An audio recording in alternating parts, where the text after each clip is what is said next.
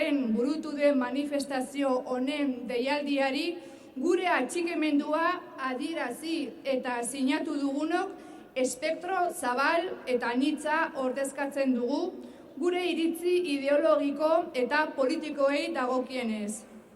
Batzuk gaur kartzelan dauden horien ideiak eta asmoak partegatzen ditugu.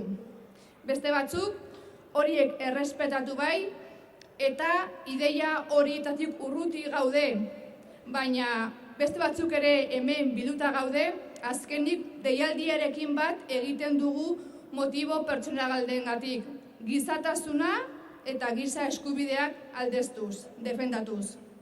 Dena den, gure arteko edozein ezberdintasunen gainetik, honako ziurtasun hauek batzen gaituzte.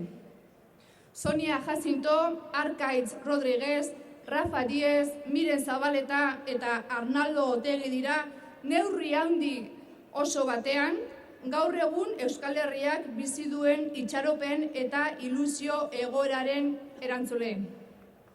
Bake, askatasun, berdintasun eta giza eskubideekiko izan duten konpromisoak ez du dudaren izpirik onartzen.